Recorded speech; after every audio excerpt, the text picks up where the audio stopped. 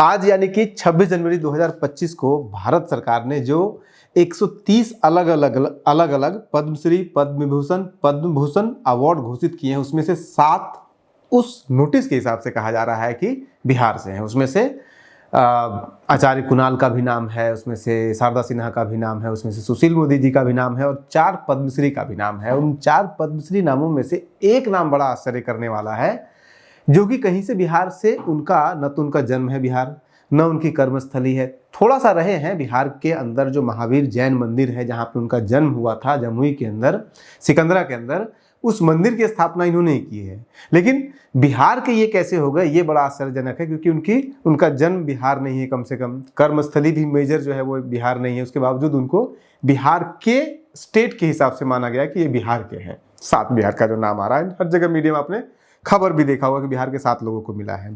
तो आज हम उन्हीं विजय नित्यानंद सिरेश्वर जी महाराज का बारे में आपको बताएंगे कि मीडिया में बहुत ज़्यादा उनके बारे में नहीं बताया जा रहा है कि आखिर वो हैं कौन, कहाँ जन्म हुआ, क्या उन्होंने काम किया है, किस आधार पर उन्हें दिया गया है। बस ये तो है कि पूरे देश के अंदर बहुत सारे क्षेत्रों में इनका विद्यालय चल रहा है, हॉस्पिटल चल रहा है। इवन जमुई में भी एक हॉस्पिटल बना है। मुंगेर में मांग किया गया है कि वहाँ पे एक मेडिकल कॉलेज, हॉस्पिटल वगैरह बनाया जाए। इस तरह से है, प्रेजेंस है बिहार में, लेकिन प्रेजेंस बिहार के हैं, इस पे बहुत बड़ा सवाल खड़ा होता है। तो इसी के बारे में हम आज आपको पूरा वीडियो बताएंगे, इस वीडियो में बताएंगे। और इसके बाद साथ साथ वो जिस संस्था से हैं वो आखिर शुरुआत कहाँ से हुई, क्या इनका पॉलिटिकल कनेक्शन है, कैसे नरेंद्र मोदी जैसे प्रधानमंत्री, देश के प्रधानमंत्री से लेकर के गुजरात के चीफ मिनिस्टर विजय रूपानी जैसे लोग जो है वो इनके कार्यक्रमों में इनका उद्घाटन करने के लिए आते हैं, ये सब कुछ बताएंगे। इसके अलावा इनका बिजनेस कम्युनिटी के साथ, हिंदुस्तान के बिजनेस कम्युनिटी के साथ क्या रिलेशन है, वैसे जैन कम्युनिटी बिजनेस कम्युनिटी मानी जाती है, तो ये सब कुछ हम आपको बताएंगे। सबसे पहले उसी संशय को दूर कर लेते हैं कि ये बिहारी कैसे हुए, क्योंकि 2 वर्जन हमें मिल रहा है इनके जन्म के बारे में। एक वर्जन में सिर्फ इतना कहा जा रहा है कि वो दिल्ली में पैदा हुए थे।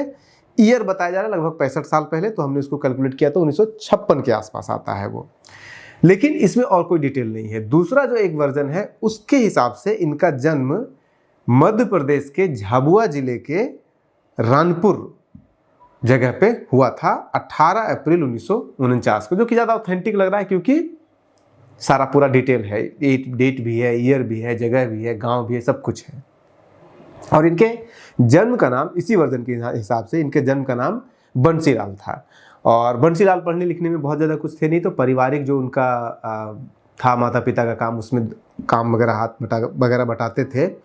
और चूंकि ये जो जैन समुदाय है, जिस समुदाय से ये श्वेतांबर समुदाय, जैन समुदाय है, जिस संस्था से ये आते हैं, तो ये बहुत ज़्यादा पथ यात्रा में, पैदल यात्रा में विश्वास करते हैं। आपने भी देखा होगा कई बार जैन कम्युनिटी के लोग सिर्फ एक धोती पहन करके बिना चप्पल के यात्रा करते रहते हैं। तो इनके कम्युनिटी के लोग, जैन कम्युनिटी के लोग, इस कम्युनिटी के लोग, श्वेतांबर कम्युनिटी के लोग बहुत सारा पद यात्रा करते हैं। और इसीलिए आप देखिएगा तो विजय नित्यानंद महाराज जी के बारे में भी कहा जाता है कि ये लगभग 1,30,000 किलोमीटर की यात्रा अब तक कर चुके हैं पूरे हिंदुस्तान में, जिसमें से ज़्यादातर वेस्टर्न इंडिया आपको दिखेगा।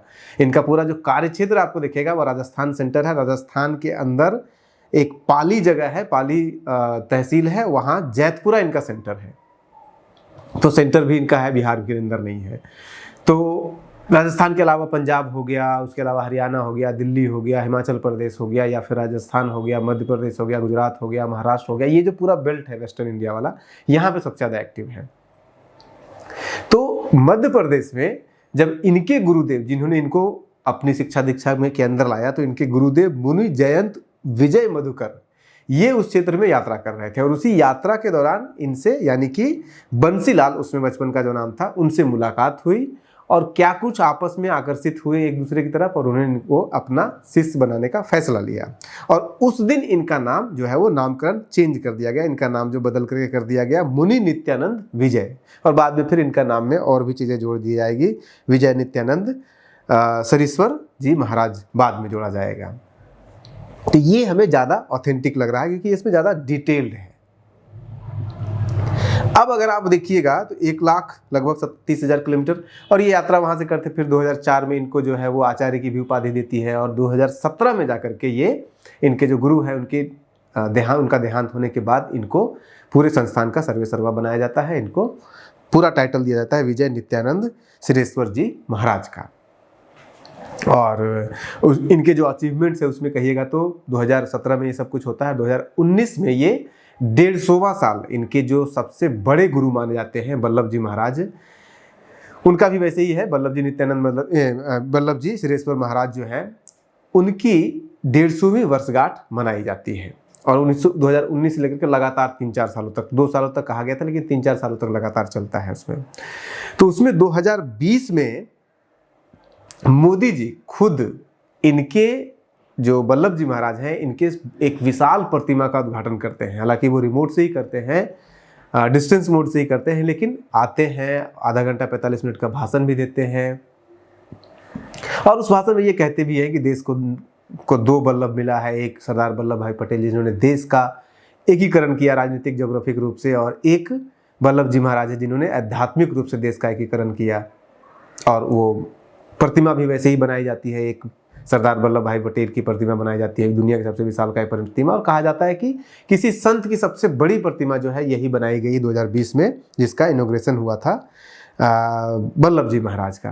और उसके बाद ये नहीं कि उतना ही तक, उसके बाद फिर और भी प्रधानमंत्री, उसके बाद 2022 के आसपास प्रधानमंत्री नरेंद्र मोदी जब वल्लभ जी महाराज के 100वीं वर्षगांठ के उद्घाटन के मौके पर, उसके आयोजन के मौके पर, जब वो 2 साल तक चलते रहता है, तो उनके नाम पर डाक टिकट जारी करते हैं, उसके नाम पर 150 रुपये का भारत सरकार का सिक्का जारी किया जाता है। और इस सब में प्रधानमंत्री डायरेक्टली इन्वॉल्व हैं। इवन जो गुजरात के चीफ मिनिस्टर विजय रूपानी जी, वो जब अहमदाबाद में इनका एक हॉस्टल की बिल्डिंग, स्कूल होता है इनका, स्कूल के हॉस्टल की बिल्डिंग जब का उद्घाटन किया जाता है तो खुद चीफ मिनिस्टर गुजरात के खुद वहाँ पे आते हैं और उसका उद्घाटन करते हैं।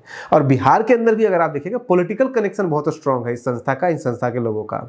बिहार के अंदर भी देखिएगा तो चिराग पासवान जी जब भी यहाँ पे आते हैं तो चिराग पासवान जी उनसे मिलने के लिए जाते हैं। 2017 में चिराग पासवान जी मिलने के लिए गए थे, उन्होंने बाकायदा ट्वीट भी किया था उनसे जब मिला था तो। और हालांकि ये भी एक है कि बिहार में जब उस समय आए थे तो उस समय ये खबर छपी थी मीडिया में कि जो विजय नित्यानंद सिद्धेश्वर जी महाराज हैं वो बिहार 22 सालों के बाद आए हैं। और उसके बावजूद जब इनको पद्मश्री दिया गया तो ये कह दिया गया कि ये बिहार की ही कैटेगरी से इनको दे दिया गया है। इसके अलावा जब जो जैन मंदिर है, जो जन्मस्थली है बिहार के अंदर, जमुई जिले के अंदर सिकंदरा में जो जन्मस्थली है महावीर का, तो वहाँ पे मंदिर था टूटा फूटा, पहाड़ के बगल में है, लेकिन बहुत ज़्यादा कुछ उस पर किया नहीं गया था, बहुत भव्य मंदिर नहीं बना हुआ था। तो इनके ही प्रयासों से भव्य मंदिर वहाँ पे बनाया गया है, उसका उद्घाटन हुआ। और उसका उद्घाटन हुआ तो वहाँ पे एक हॉस्पिटल भी बनाया गया, मेडिकल कॉलेज उसको कन्वर्ट करने की बात चल रही है, 108 बेड का मेडिकल कॉलेज वहाँ पे ये हॉस्पिटल बन चुका है। तो उद्घाटन के दौरान भी अगर आप देखिएगा तो वहाँ पे झाझा के जो विधायक हैं, कोई रावत जी, दामोदर रावत जी हैं, वो भी वहाँ पे गए थे। वहाँ पे बगल वाले जो प्रफुल्ल मांझी जी विधायक हैं वो भी गए। सब लोग वहाँ पे, पॉलिटिकली अच्छा खासा स्ट्रॉन्ग कनेक्शन है, ये अभी तक आप समझ गए होंगे। अब इनका क्षेत्र देखिएगा, जैसे मैंने कहा कि वो ये मंदिर मार्गी है, इसीलिए मंदिर पे ज़्यादा फोकस इनका रहता है, तो इसलिए इन्होंने जैन मंदिर को बनवाया था वहाँ पे। अब ये तो इनको अभी मिला है अवार्ड, पद्मश्री का अवार्ड मिला है, लेकिन पद्मश्री के अवार्ड से पहले ही बहुत तरह के काम में चूंकि इन्वॉल्वमेंट इनका था तो बहुत सारे अवार्ड इनको पहले भी मिल चुका है। वो बात और है कि सरकार की तरफ से नहीं दिया गया है, लोगों की तरफ से या वहाँ पे लोकल लोगों संस्था की तरफ से दे दिया गया था। जैसे कि उदाहरण के लिए जब महाराष्ट्र के जालन एक जगह है, वहाँ पे जलौन भी लोग बोलते हैं उसको, वहाँ पे एक जब दंगा हुआ था तो दंगा को शांत कराने के लिए जब ये गए थे तो वहाँ पे लोगों ने इनको उपाधि दे दिया था शांति दूत का। उसके बाद उसके अलावा एक महिला कॉलेज का इन्होंने स्थापना किया था गंगानगर में, तब इनको शिक्षा संत का उपाधि दे दिया गया, पंजाब केसरी का उपाधि दिया गया, ज्ञान गंगा भागीरथी का, पंजाब मार्तंड का, जीवनोद्धार का, और अब फाइनली पद्मश्री का दिया गया। लेकिन सवाल फिर वही उठता है कि बिहारी कैसे हो गया ये?